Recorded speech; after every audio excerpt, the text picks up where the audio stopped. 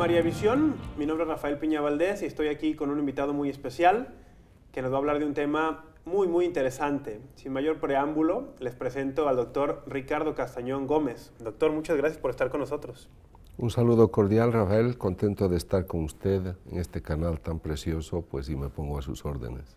Doctor Ricardo Castañón, para empezar y que nuestra audiencia, bueno, le conocen porque en María Visión se han transmitido algunas de sus conferencias. Usted ha estado en María Visión también cuando estaba en nuestros estudios en México, en Toluca, aquí incluso. Pero bueno, habrá alguien que tal vez no le haya visto. Ciertamente. Habrá alguien que tal vez no le haya visto.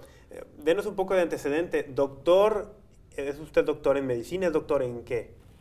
Yo he estudiado en Italia, en Alemania, psicología clínica y me doctoré en psicología clínica orientada a la psicoterapia, a la bioquímica. Me especialicé en neurociencias, en medicina psicosomática.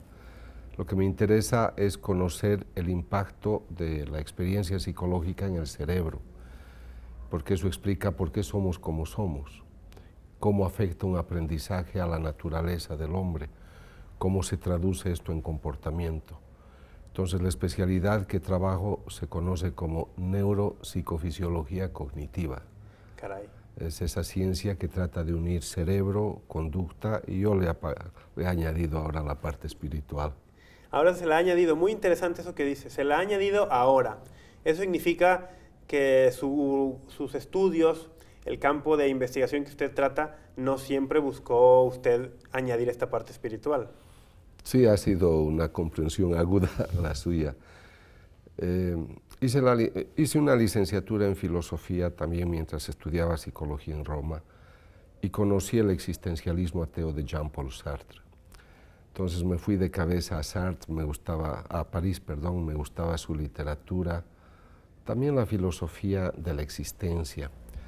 Pero la propuesta era dramática porque él decía que más allá de esta existencia no hay nada. Entonces yo me ocupé en la neuropsicología clínica a ayudar a que el hombre sobreviva más alegre y más contento, pero para él solamente estábamos rodeados de nada, por lo tanto el hombre no tenía alma espiritual. Y yo fui ateo hasta los 44 años.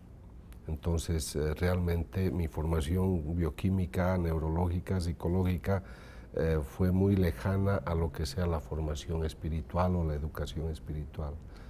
¿Y cómo vino entonces ese paso de estar involucrado con estas filosofías, con este entorno, este background científico que me imagino en las escuelas de la alta ciencia europea, pues habría mucho de corrientes ateas? ¿Qué le mueve a usted a los 44 años dejar de ser ateo? La principal profesora que yo tuve que influenció mucho del estudio que hago de las neuronas fue Rita Levi Montalcini, que ha muerto hace 2 meses. Ella era premio Nobel de Medicina y ella decía que era libre pensadora. Entonces a los jóvenes nos gustaba ser libre pensadores. Es un término muy atrayente, ¿no? Claro. Soy libre pensador. Claro, entonces ella decía que era ingenuo pensar que el hombre tuviera alma espiritual, y cuando yo veía la conductancia eléctrica en el cerebro, veía el rol de la bioquímica en las neuronas, me parecía que todo estaba ahí, toda la fórmula. Un día fui a Bolivia, yo nacido allá, y había una imagen de un Cristo que tenía lo que se llama efusión, le brotaban unas lágrimas cristalinas, le hablo del año 92. Y todos hablaban, los periodistas, incluso la autoridad de la iglesia se mantenía muy distante, no se pronunciaba, ningún científico se interesaba por hacer nada. Y yo consideraba que podrían ser casos de procesos mentales, de una energía especial. Y como nadie estudiaba, yo me animé a hacer el primer estudio, pero solo para demostrar si había alguna influencia psíquica. Y bueno, esas 2 gotitas de lágrima cristalina pues pusieron en crisis las murallas de mi ateísmo, porque demostré que de ese Cristo brotaba una lágrima cristalina. Y al poco tiempo, eso era el 92, empezó un caso más extraordinario en otra ciudad de Bolivia que se llama Cochabamba, donde ya un Cristo exudaba sangre, y exudó 500 veces. Y ahí yo me hice cargo total de toda la investigación, pero porque yo ya había tenido un antecedente en La Paz con esa imagen. Y bueno, pues para mí era inexplicable que de una estatua de yeso de Cristo brotara sangre humana con ADN humano, glóbulos rojos. Debajo de la costra había piel humana. La imagen está confeccionada en yeso, pero debajo de uno de los lugares hemos encontrado una costra con una espina de origen vegetal que había herido el tejido. Caray. Y entonces, haciendo el estudio, lo hizo un profesor australiano, que se llama estudio molecular, se demostró que la espina era típica de un país árido como la Palestina. Es decir, que esto no tenía una explicación en el que alguien hubiese influido, que alguien hubiese plantado allí esta espinita, que alguien hubiese puesto allí la sangre. No. Hice el estudio, en realidad ya esa historia tiene 18 años, el obispo actual me pidió que hiciera nuevos informes, nuevos relieves científicos, y hace poco hemos vuelto a demostrar de que la sangre está viva. Hay una heteroproteína que se llama hemoglobina en la sangre, y esta sustancia tiene por tarea llevar el oxígeno a los tejidos, y luego en nuestro organismo ayuda a eliminar el anhídrido carbónico porque lo lleva a los pulmones y uno exhala. Lo mismo sucede en la estatua, como si la estatua respirara, ¿comprende?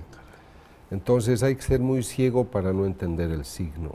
Es verdad, yo entiendo hoy como católico que soy, que no necesitamos pruebas para creer, pero yo vengo de esas pruebas, yo vengo de esas evidencias. Ese es su entorno. Sí, entonces el hecho de haber visto, tocado, medido, me ha ayudado a demostrar que hay una naturaleza espiritual que tiene una influencia poderosa, que produce cosas que normalmente un hombre no podría hacer, y eso se relaciona a una dimensión espiritual.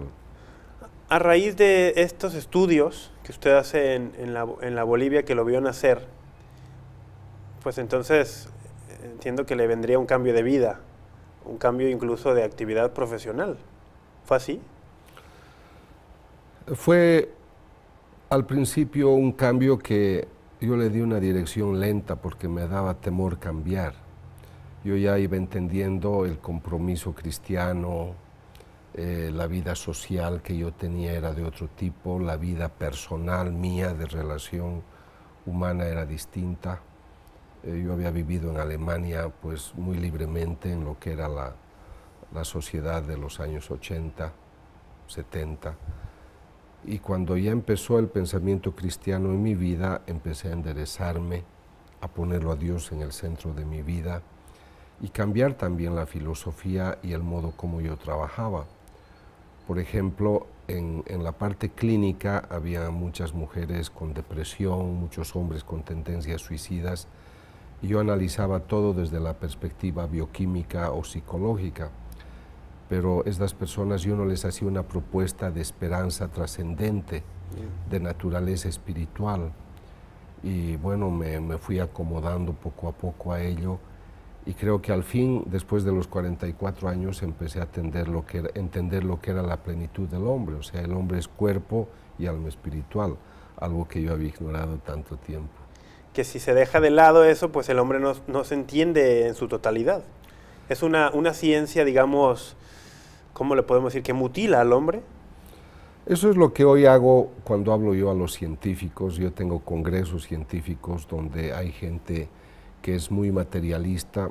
Yo quiero aclararle de que yo no hago proselitismo, soy un investigador que trata de establecer un diálogo entre la ciencia y la fe, favorecer, motivar el estudio, el diálogo. Y el entorno mío de los científicos, 75% no cree que el hombre tenga naturaleza espiritual. Y ese 75% no cree en Dios absolutamente. Y si vamos a los mayores niveles de ciencia, como es el entorno de los premios Nobel, por ejemplo, en física, en biología, para ellos 75% igual no creen, 22% son escépticos y solo un 3 o 4% creen. Entonces, en la élite, digamos. En la élite, sí.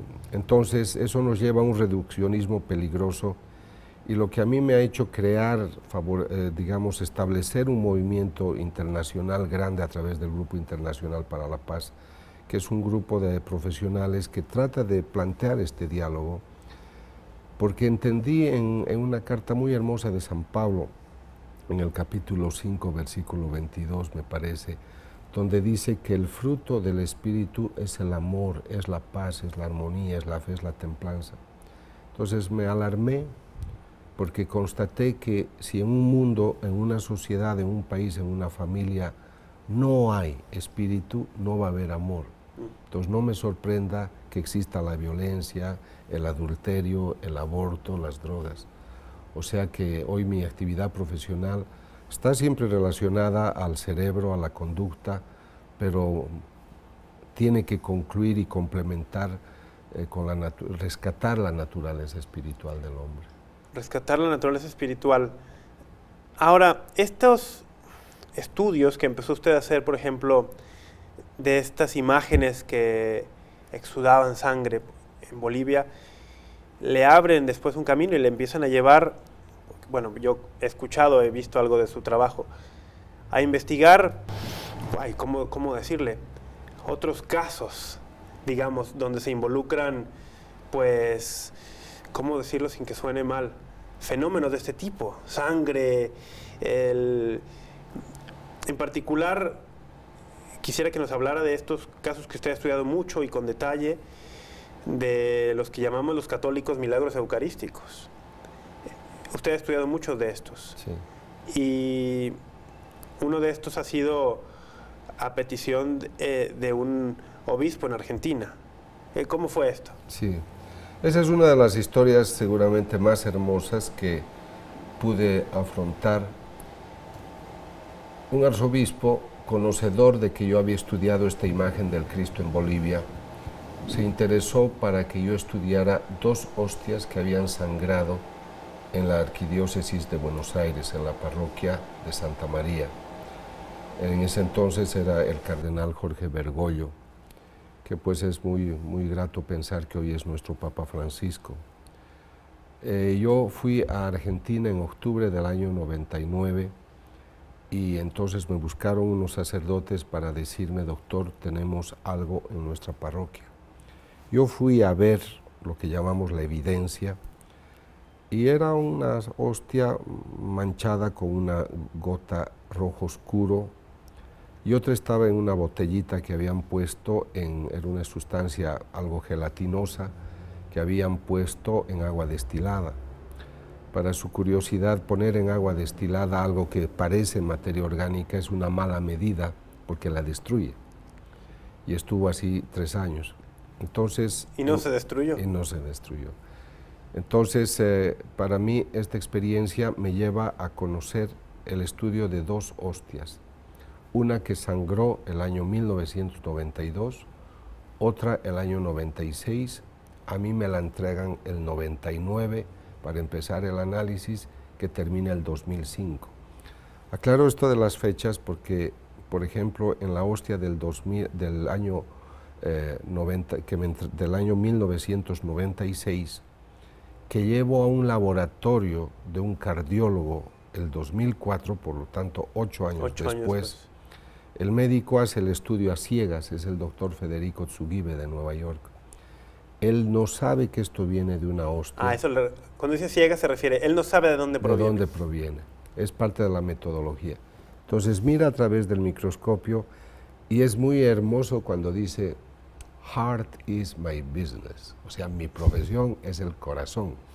Y con toda esa destreza maravillosa de un hombre de su nivel, dice, aquí hay músculo del corazón, miocardio, ventrículo izquierdo, su paciente ha sufrido mucho porque le ha dado un infarto, y empieza a describir... Todo eso un científico lo puede saber con una pequeña muestra de tejido. Porque él es el médico forense, y los médicos forenses tienen por tarea determinar cuáles fueron las causas de una muerte de una persona que han recogido en una calle. Es ahí que descubren que ha sido asfixiado, que ha sido golpeado. Pero este médico tenía una pequeña muestra. Él es especializado en patología del corazón. Entonces, cuando ve el tejido, primero él ve las estrías, y por las estrías, que son de un cierto tipo, sabe que son de corazón. En segundo lugar, que están lastimadas, porque tienen unas curvaturas. Normalmente el tejido sano del corazón tiene estrías muy unidas y muy rectas, más o menos rectas, y estas están muy dobladas, muy onduladas, muy separadas.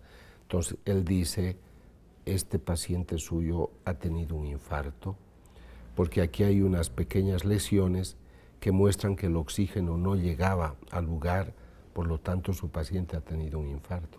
O sea, eso es lo que hace el científico. Poco antes otro médico había ya determinado, fuimos a muchos laboratorios, imagínense, durante 6 años fui a laboratorios de Australia, de Europa, de Estados Unidos, de nuestras Américas, y demostraron que se trataba de sangre humana, tenía ADN humano, glóbulos rojos, glóbulos blancos, todo lo que se encuentra en el tejido orgánico humano, en la sangre, tenía hemoglobina. Pero lo más curioso es que en algunos momentos estos doctores decían, ¿cómo hacen ustedes para traernos un tejido vivo si esto viene de un muerto? Porque ellos piensan que siendo un tejido viene de un paciente que ha muerto, ¿no? Pensaban que era como una especie de autopsia, digamos. Sí, pero de una sustancia conservada viva, porque ellos encontraban glóbulos blancos intactos. Entonces les causaba esta... Claro, entonces dice, ¿cómo hacen ustedes para traer un tejido vivo si esto es de un muerto? Además, esto está aquí sin conservantes, nada, no tiene ningún preservante. Entonces, lo curioso es que, sobre todo este doctor dice, el momento que se tomó la muestra, el tejido estaba vivo. Entonces, ¿por qué dice eso, doctor?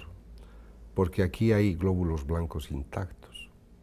Los glóbulos blancos no se pueden mantener por más de unos minutos, 5 minutos, máximo 60, activos fuera del organismo. Y estos tenían ya 8 años y estaban intactos. Entonces, por eso dice, el momento que usted tomó la muestra, este tejido estaba vivo, porque los glóbulos blancos solo pueden haber llegado a este tejido vía circulación sanguínea. O sea que cuando usted tomó la muestra, aquí había circulación sanguínea. Y el paciente estaba vivo. Tenía que estar vivo. Todo eso deduce del estudio científico. Sí. ¿Y usted no le decía de dónde provenía esto? No, esto después ya se les dice al final. El año pasado estuve en un laboratorio y se hacen 3 veces el estudio para confirmar que tienen toda la razón. Entonces entro a un laboratorio en Guatemala, igual a ciegas, justo dicen paciente desconocido. O si me obligan a dar un nombre, yo pongo Emanuel Jordán, edad aproximada entre 30 y 35 años, sí. ¿no? Entonces empieza, claro, ven que soy de un grupo internacional y dicen, ¿a qué ha venido acá? Porque mira y dice, en su evidencia solamente aquí hay glóbulos rojos, glóbulos blancos, tejido adiposo, un macrófago fagocitando lípidos, posiblemente músculo esquelético, posiblemente... Aquí no hay nada especial, me mira, ¿no? Dice, aquí no hay nada especial, solo hay posiblemente estrías de corazón. Yo, siga doctor, siga por favor. Él no sabe lo importante que es para mí, lo que está descubriendo. Para él es una sencillez ver un pequeño tejido con cosas que ve siempre. Y no le dije a él hasta muchos meses después, porque la metodología necesitaba mantenerse en secreto, pero él quedó demasiado sorprendido, estaba fuera de sí, cuando yo le dije, esto no viene de un paciente, esto viene de una hostia consagrada que los católicos comulgamos. Entonces, esto es para golpear a cualquier científico. Claro. Algunos se convierten, algunos cambian de vida, otros se quedan con la sorpresa durante un buen tiempo, respetan, comprenden, saben que no hay manipulación porque ellos son los expertos. Algunos cambian, otros no. Caray, el misterio de la libertad humana y el misterio de la fe también, ¿no? Así es, así es. Este estudio en Buenos Aires con el entonces cardenal Bergoglio, ahora el Papa Francisco, fue el primero que usted realizó en hostias consagradas que presentaran sangrado. Sí, después de haber estudiado mucha gente, yo estudié otras imágenes también que habían tenido efusiones en otros países, por ejemplo en Corea, donde una imagen de la Virgen exudó 700 veces. Luego apareció la cadena Fox, que quiso hacer una película sobre mis investigaciones. Entonces esto se extendió mucho por el mundo, me escribían de muchos países y me hablaban ya de hostias. Pero yo tenía un cierto temor entrar al tema porque la Eucaristía pues es el centro de la vida cristiana y pues estamos hablando del cuerpo sangre de nuestro Señor. Pero cuando ya yo tuve la invitación del arzobispo de Buenos Aires que me dice, yo quiero que esto se aclare, ¿por qué brota sangre? Ya entonces me dirigí a Lanciano. Fui a varios lugares donde había milagros eucarísticos, fui a Bolsena, con el deseo siempre de entender más. Y esas dos hostias fueron las primeras.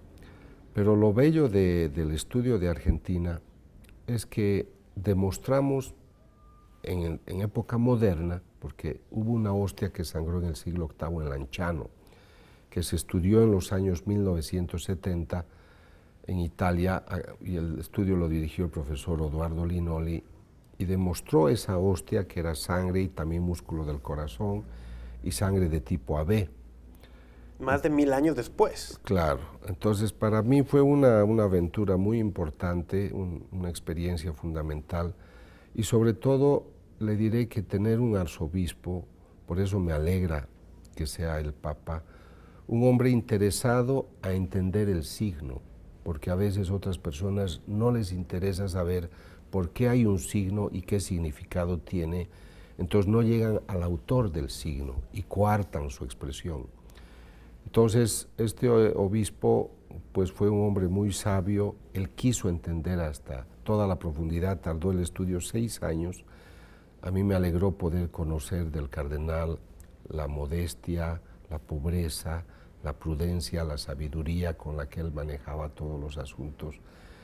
Y bueno, gracias a esa experiencia que terminó el 2005, en la que él ya pues autoriza que se prepare un altar en la parroquia de Santa María, se demuestra en época moderna de que de una hostia sale carne.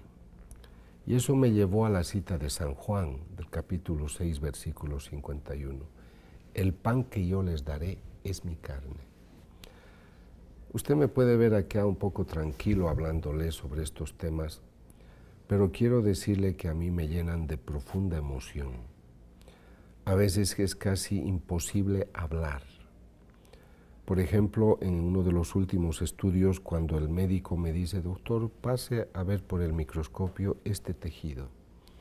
Y veo un tejido luminoso, veo los glóbulos blancos, los glóbulos rojos, pero es de una brillantez que no se puede ver en cualquier microscopio. Y en ese momento yo pienso y digo, esto que estoy viendo no lo ha hecho ningún ser humano. Esto tiene el dedo de Dios, tiene su sello y tiene el poder del Espíritu Santo. Entonces, usted se puede maravillar al contemplar un cuadro de Miguel Ángel o de cualquier autor famoso y queda seducido, además que cuesta 40 millones de dólares. Pero yo estaba viendo algo que Dios lo había hecho, que yo sabía que provenía de una hostia consagrada. Esto es lo que a mí me ha hecho entender el esplendor de la Eucaristía y me ha ayudado a darle una respuesta al periodista que me dice, doctor, ¿y qué significa esto para usted? Claro, ¿hacia dónde apunta este signo? Yo le digo, sabe, para mí la palabra de Dios se cumple. Me ha hecho entender de que Él dijo, yo estaré con ustedes hasta el final de los tiempos. Este es mi cuerpo, esta es mi carne, esta es mi sangre. Y se cumple. Tenemos un Dios que mantiene su palabra, un Dios que se inventa un misterio maravilloso para decir yo estaré contigo. Y eso me ha llevado también a comprender el esplendor del sacerdocio, porque solo el sacerdote puede lograr gracias a su sacramento, que ese pan se convierte en carne, ese vino en sangre. Esto es lo que le tiene que obligar al sacerdote a ser cada vez más digno de su sacerdocio. Y nosotros orar, respetar, orar por la santidad del sacerdote, estimular la vocación sacerdotal, porque sin sacerdote no habría Eucaristía. Y para mí ese es un tema delicado porque yo soy de misa diaria, como seguramente ustedes, pero cuando viajo a lugares lejanos como Egipto, a Corea, Japón, hay sitios que son desérticos, alejados, donde no hay misas. Sí. O estoy rodeado de budistas o musulmanes.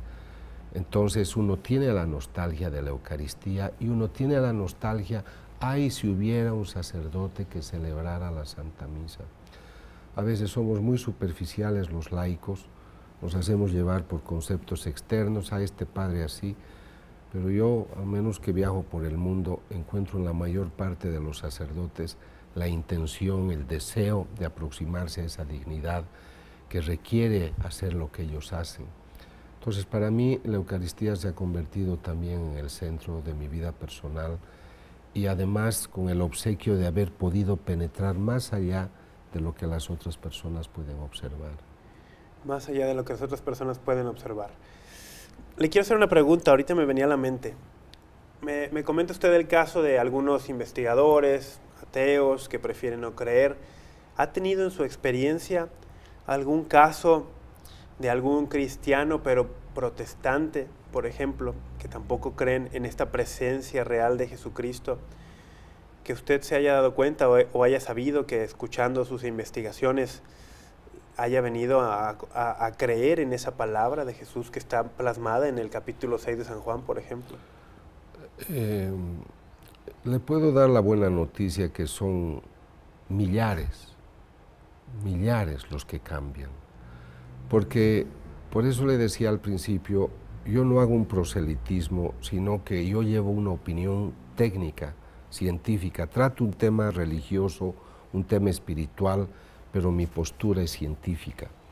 Entonces yo les digo, yo he encontrado esta evidencia y esto me parece que hace que tomemos mayor consideración porque es la palabra de Jesús, no es el invento del párroco de la esquina que dice, y esto será el cuerpo del Señor. Él dice, hagan esto en memoria mía, porque esto es mi cuerpo. Y le puedo contar que estoy un par de días aquí en México y tengo un taxista que me lleva a todas partes en el DF. Y como estos días estoy trabajando, dicto conferencias y él me lleva, él me ve, él me ha dicho, sabe, ver la Eucaristía usted me ha puesto en mi lugar, porque yo estaba saliendo de la religión católica, yo estaba empezando a ir a estos otros grupos, me dijo a cuáles, pero ¿por qué voy a moverme de acá si aquí está mi verdad? Y me lo dice alguien que está, porque yo tenía las revistas que estamos publicando sobre el tema. O sea que mucha gente entiende que esa presencia verdadera es real, que no es una idolatría, como a veces quieren acusar al católico.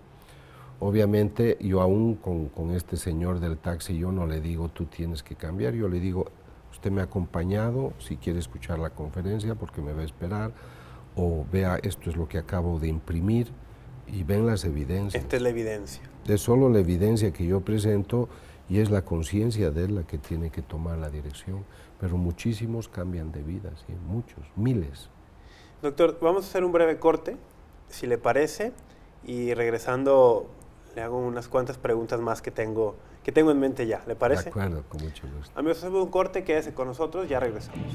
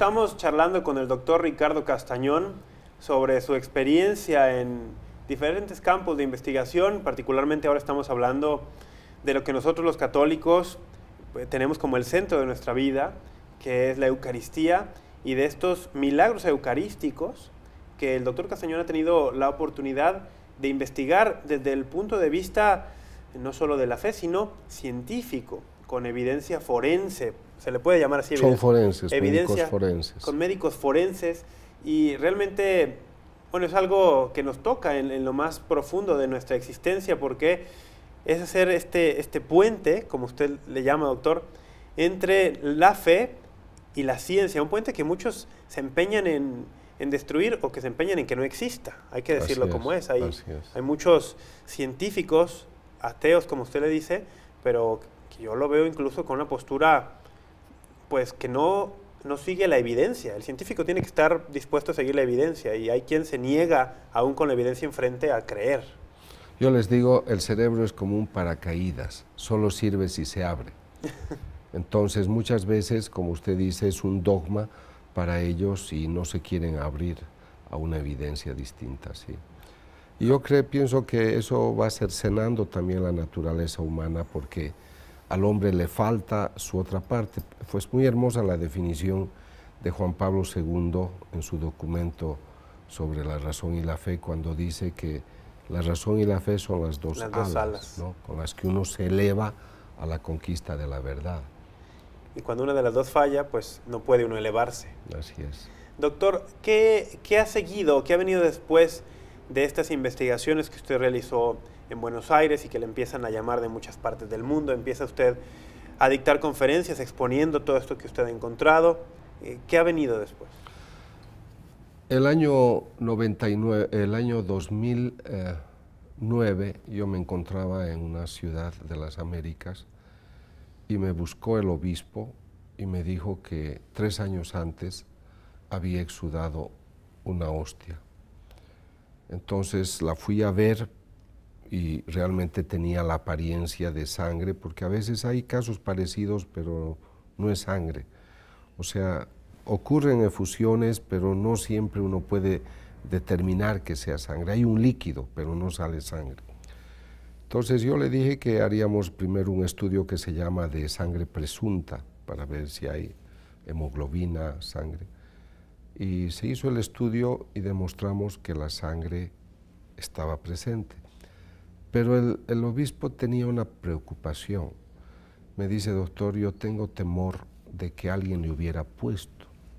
Le dije, mire, en Buenos Aires también yo tuve esa preocupación, porque a mí me entregaron las hostias ya manchadas. Yo no pude tomar la muestra fresca. Con el Cristo de Cochabamba yo me puse horas y horas delante de la imagen hasta ver que hubiera el brote, y aislé la habitación. Estuve días y días y horas con testigos. Pero le dije, monseñor, en las hostias de Argentina hemos encontrado tejidos vivos, glóbulos blancos activos. Entonces, si alguien le hubiera puesto, ¿cómo hace la persona para mantener 6 años esos tejidos así? ¿Cómo hace para escoger el músculo del miocardio ventrículo izquierdo con tanta perfección en algo microscópico? Pero le dije, está bien, yo haré un estudio de ese tipo. Entonces contraté un laboratorio forense, trabajaron muchísimas horas y el diagnóstico fue: la sustancia rojiza es sangre y brota del interior. Y para mí es importante porque ese estudio se hizo el mismo 2009, y el año pasado, en un estudio paralelo para complementar y reconfirmar, pues ha salido lo mismo, pero por otra metodología, que la sangre brota del interior. Entonces me he dedicado a estudiar una hostia que el obispo está muy interesado en usar el caso para su trabajo pastoral en su diócesis. Me ha tomado un poquito más de 3 años, he viajado también a muchas naciones. Lo interesante de esta hostia es que el tipo de sangre es AB. Y el tipo pues es importante porque no es, digamos, absoluto el dato, pero corresponde al mismo tipo de sangre encontrado en la Sábana Santa de Turín y en la hostia que sangró en Lanciano en el siglo VIII. Entonces, para mí es una referencia de continuidad interesante, repito, no es definitiva ni absoluta, pero eso me anima a pensar que hay algún paralelo con la sábana santa, las hostias que sangran, y obviamente nuestro interés final es de hacer un estudio comparativo genético de lo que vayamos encontrando en las hostias, en la imagen del Cristo y en la sábana santa de Turín, que pues tuvo la evaluación hecha de radiocarbono, en la que pues se concluyó que era de la Edad Media, y muchos creen que es de la Edad Media.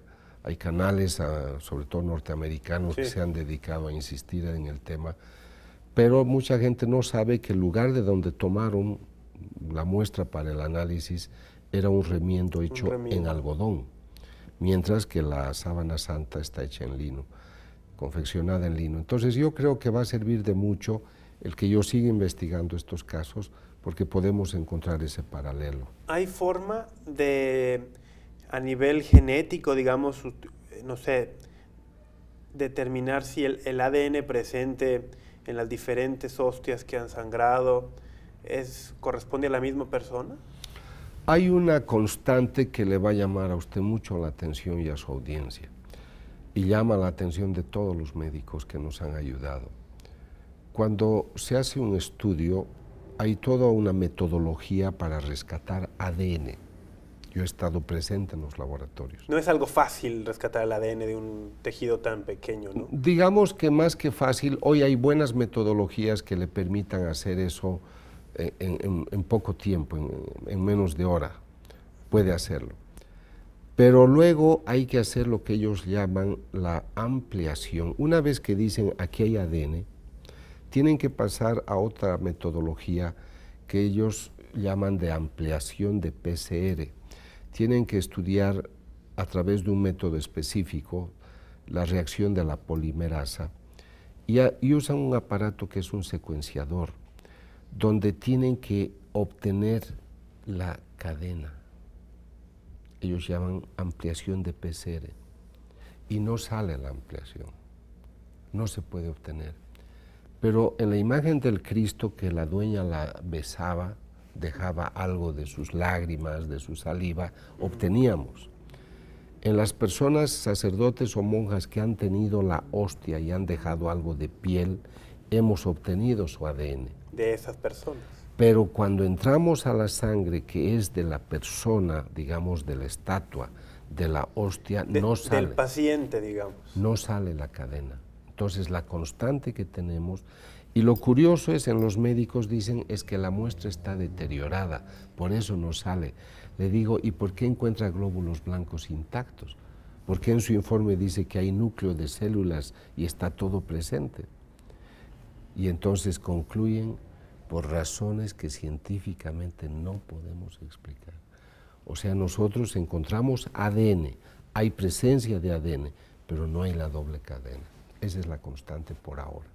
Tenemos que hacer un nuevo estudio que es bellísimo, espero contárselo el próximo año, y eso sí puede darme un dato genético comparativo, y puedo decirle esto es de la sábana santa, esto del Cristo y esto de la hostia. Y hay un método para poder decirle sin lugar a duda esto es, pero eso voy a empezar a trabajar el día 28 de mayo. Así que después hay que esperar un poco. Hay que esperar un poco, sí. Este caso que nos mencionaba de un obispo que le llamó para estudiar en su diócesis esto, ¿en qué estado va, digamos, esta investigación? Hemos concluido las investigaciones que en realidad tengo en este momento 2 estudios. En ambos ya tenemos avanzada la presencia de ADN, la constatación de sangre. En este otro estudio grande tenemos ya una evaluación en cuanto hemos encontrado, por ejemplo, que el tejido también está lastimado. Yo le pregunté a un teólogo, le dije, que es un asesor nuestro, ¿por qué he encontrado un tejido herido en la hostia de Argentina? ¿Por qué esta hostia también está herida? Corresponde a un tejido lastimado. Dice, doctor, creo que a pesar de estar 2000 años cerca de la doctrina cristiana, no conocemos a su fundador y lo seguimos crucificando. Por eso es que usted tiene estas muestras. Ahora, en este estudio que está ya concluido, presenta unas células que se llaman mesenquimatosas. Son unas células que tienen un cierto parecido a las células madre, las llaman multiformes y de alta potencia, porque en su desarrollo, si necesitan formar células óseas, células neurales para el cerebro, se convierten, se dan lugar a eso. Entonces el teólogo que me asesora me dice, en el fondo usted está encontrando algo que sabemos todos, que Cristo es el principio y el fin. Y esto es interesante porque le ha dado una interpretación al mensaje metafórico que también hay en ello. Y esto ocurrió con otro teólogo en Colombia que me dijo, doctor, ¿qué es el miocardio? Cuando hablaba de las hostias de la Argentina. El miocardio es el músculo que le hace latir al corazón y da vida a todo el organismo, le explicó al padre. Dice, por eso encontró miocardio, porque Cristo es el que le da vida a toda su iglesia. ¿Y por qué, doctor? Hábleme del ventrículo izquierdo, que han encontrado en la hostia de Argentina. Es el que, al que llega la sangre purificada. Doctor, es Jesús que purifica a su iglesia. ¿Por qué no encontró el ventrículo derecho, donde está el anhídrido carbónico? Porque nuestro Señor les está dando una metáfora. Y por eso sale este tema en esta nueva hostia, de que Él siempre se renueva, de que Él ha venido a traernos vida y vida en abundancia, y que su presencia eucarística es siempre activa, siempre dinámica, siempre viva. Estas interpretaciones, como usted decía, son signos, vamos, esto que sucede son signos, y un signo por su misma naturaleza y definición apunta a una realidad mayor. Sí. No es la realidad definitiva, esto está apuntando a algo más. Y estas interpretaciones que usted ha encontrado en teólogos, en algunos sacerdotes sin duda también, pues nos van abriendo ese panorama. En su opinión, doctor Castañón, que tiene tanta experiencia en estos temas, ya se lo ha preguntado un periodista, y usted le responde, esto sucede porque la palabra de Dios es viva, se cumple. Pero, ¿por qué cree usted que 2000 años después sigan sucediendo signos de esta naturaleza? ¿Por qué, por qué no se ha dado por vencido Dios con nosotros? ¿Por qué no sigue mandando signos? A pesar de tanta indiferencia, tanto pecado, incluso y sobre todo de los creyentes muchas veces. ¿Por qué sigue dándonos estas manifestaciones? En el siglo VIII sangra la hostia de Lanciano. Yo he ido a todos esos lugares, he leído los documentos y corresponde a la duda de un sacerdote. Él estaba dudando, Cristo no está presente en la Eucaristía y tiene el signo. 5 siglos más tarde se da otro evento importante en Bolsena, en 1263, y también corresponde a la duda del sacerdote que se llama Bruno de Bohemia. Pero luego vienen otras efusiones, por ejemplo en Holanda, en Casia, donde hay maltrato a la Eucaristía, hay sacrilegio, hay irreverencia, y hay estas efusiones. Yo creo que en la sociedad moderna no estamos convencidos de que Cristo esté presente en la Eucaristía. El año 2008 yo fui invitado por la Comisión Vaticana que preparaba el encuentro del Papa con los jóvenes en Australia, en Sydney, y por la oficina del Vaticano que coordinaba con los obispos de Sydney, ¿no? Me dijeron, doctor, queremos que presente esta investigación a los jóvenes de Australia, va a ir el Papa. Y ellos en Australia hicieron una encuesta, ¿cuántos católicos creían que Cristo estaba presente en la Eucaristía? ¿Católicos? Católicos. Solamente creía el 40%, el 60% no. Estos son católicos, sí. Ni para qué hablar de los que no son católicos. Sí. Y cuando fui a otra diócesis de Estados Unidos, que me da pena mencionar el nombre, perdonen que no lo haga, el obispo me pidió que diera 2 conferencias. pero se convirtieron en 16 conferencias, porque en ese estado 44% de los católicos no creían que Cristo estaba presente, pero católicos. Entonces, de los que van a misa. De los que van a misa, claro. Entonces son los que comulgan sin confesarse, Dios me perdona todo, yo no mato, yo no robo. Entonces, y le diré otra experiencia, yo dicto muchos talleres y retiros espirituales. Cuando yo, que son de 4 o 5 días, o sea, yo convivo con la gente, les digo, bueno, ahora ustedes tienen 1 hora para meditar lo que hemos tratado. Ni el 5% va a hacer ese diálogo ante el Santísimo, ni el 5%. Prefieren los parques, prefieren hasta ver televisión, Sí. pero no hay esa presencia. Entonces yo creo que el Señor está usando todo su amor, toda su destreza, toda su imaginación para decirle al hombre, Claro. yo estoy vivo y presente, y te doy estos signos hoy para usar tu lenguaje de hombre racionalista, de hombre materialista. Me abajo. Yo tengo un poco de vergüenza que Dios esté haciendo tantas piruetas para decirle al hombre, aquí estoy. Pero es por su amor extremo, por su amor inconmensurable. Sí. Caray, el amor que lo lleva a hacer todo lo que tenga que ser por llamar nuestra atención prácticamente para... Sí. Me parece casi inconcebible pensar que Dios tenga que hacer esto. Ahora, dígame usted, doctor, en su experiencia, estos temas, vamos, no son fáciles de manejar. Yo quiero imaginar que un sacerdote que le ocurre un signo de esta naturaleza, pues también debe ser sobrecogedor.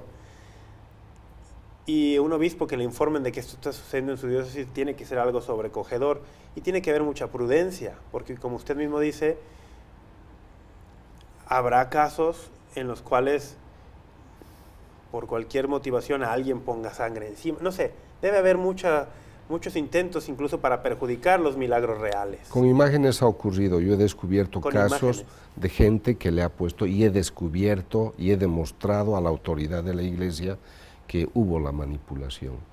Y en algunos casos de hostias también ha aparecido una gota que hemos llevado a los laboratorios y no salía sangre, no salía ADN, no salía absolutamente nada, pero ahí estaba la mancha. Y esto llama entonces también a que pues, los que están a cargo, los sacerdotes obispos, pues tengan que tomar con cierta prudencia esto, Siempre ¿no? tienen que ser. Es que por eso a mí me agrada que existan obispos de esa apertura, que no la anulan simplemente por un prejuicio y dicen esto no, sino que dicen, bueno, vamos a hacer un comité pastoral que estudie la situación, el contexto, un comité de investigación para que estudie la dinámica de este hecho, y luego van a venir los científicos. Y mire que, por ejemplo, en Buenos Aires la primera es del año 92, la segunda del 96. A mí me piden recién el estudio del 99, que me toma hasta el 2005. Esta última que estoy estudiando ya pasan los 3 años. Ha mejorado la tecnología, sé también yo cómo moverme mejor, entonces hay más facilidades, pero toma mucho tiempo, y en algunos lugares, aun cuando entrego los informes, los obispos se toman su tiempo para tomar una decisión. Una vez que estos informes están hechos o cuando suceden estos signos, ¿también se involucra, digamos, alguna congregación vaticana? ¿Tiene que ir los informes hasta ese nivel? Normalmente hay una oficina en el Vaticano que se llama Dicasterio o Congregación para la Doctrina de la Fe. Ellos son los responsables de ello. Cuando yo he ido a esas oficinas me han dicho, doctor, no necesita venir acá porque el responsable es el obispo. El obispo. El obispo, él decide y él hace una carta pastoral. Solamente debe de responder a ciertas preguntas. ¿Es de origen natural? ¿Puede ser de origen natural? Que de una hostia salga sangre, por ejemplo, o de las imágenes. ¿Puede ser un fenómeno parapsicológico, que algunas fuerzas psicológicas extrañas hagan esto? ¿Puede ser una maquinación del diablo? ¿Eso es posible? El diablo, en algunas efusiones que yo he estudiado y había algo que aparentaba sangre, hemos tomado las muestras y nunca salió nada. Yo me llevé los bioquímicos de los laboratorios en vivo, o sea que se hacía el análisis, digamos, a los 20 minutos. Inmediato. Sí, y nunca encontraron nada. Y en esos ambientes, pues a veces había conflicto, problemas económicos. No era el aire espiritual místico que uno esperaría en estos casos. Entonces yo creo que sí él puede hacer estas cosas. Por eso la Iglesia es prudente y además yo quiero aclarar a su audiencia de que se habla de un signo, pero como usted bien también explicaba, no hay que quedarse solo en eso, sino hay que ir al sentido y significado. ¿Qué es lo que quiere esa voluntad que permite este signo? ¿Qué quiere que hagamos? Entonces no me voy a quedar con esta hostia que sangra y solo quiero verla a ella y ya no voy al tabernáculo y ya no comulgo. Ya no voy a misa, ¿no? No. Doctor, todo esto que estamos compartiendo y que usted nos está compartiendo nos tendría que mover a los católicos pues a vivir nuestra fe y la misa, particularmente con una reverencia pues renovada cada vez, porque ese milagro que está allí presente, caray, qué grande es. Tendría que movernos a eso. Usted, todas estas investigaciones, todo esto que le ha llevado durante años a descubrir este mundo impresionante, ¿cómo es que lo da a conocer? ¿Cómo es que la gente llega a enterarse de todo esto? Yo tengo una preocupación muy clara. Trabajo, como le decía al principio, en temas del cerebro, de la conducta. Me preocupa la violencia, me preocupa la injusticia. Entonces, habiendo comprendido de que si el hombre descuida la naturaleza espiritual, él no va a dar los frutos de amor, de paz, de armonía. Entonces, iniciamos ya hace muchos años el Grupo Internacional para la Paz, que es una agrupación que ya tiene unos 18 años y está interesada en unir el diálogo, ciencia y fe.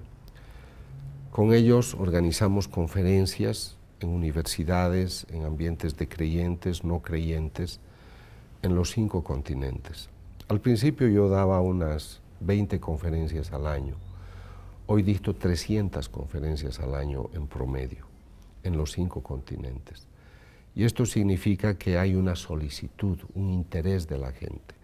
Y mi tema fundamental es cerebro, persona y espíritu. O cerebro, si es un ambiente ateo, cerebro, persona y valores. Y eso significa de que puedo entrar a un ambiente a hablar del cerebro, de la bioquímica. He publicado libros como Cuando la palabra hiere, Cuando la palabra sana, que tiene que ver con todo lo que es el mundo del cerebro. Y esto da también una garantía a la persona que quien les habla tiene una formación científica y que uno no es un beato que se imagina cosas religiosas, ¿no? Entonces esto ha ido abriendo muchas puertas y lo que hacemos ahora, trabajo con un movimiento hace 4 años que se llama Discipulado de la Misericordia, que es la parte ya católica. Entonces tenemos un movimiento científico abierto a todo el mundo y un movimiento católico reconocido por la Iglesia. Ellos organizan temas para católicos, para fortalecer la fe, ellos hacen los retiros, los talleres espirituales. Así que hay 2 tipos de movimiento, los de convocatoria grande, que es donde vienen las conversiones, porque ahí va gente de el todo atrio de tipo. los gentiles. Ahí, sí, es verdad. Y luego los otros ya para fortalecer, porque el que viene y me dice, doctor, me he ido a otra religión, quiero volver, o el ateo me dice, yo quiero cambiar, pero ¿dónde voy? Doctor Castañón, le agradezco muchísimo el tiempo que se ha tomado, la molestia que ha sido para usted el trasladarse, el venir solo para darnos esta entrevista. De verdad se lo agradezco en el corazón. Y gracias a ustedes, amigos, por estar con nosotros en esta transmisión.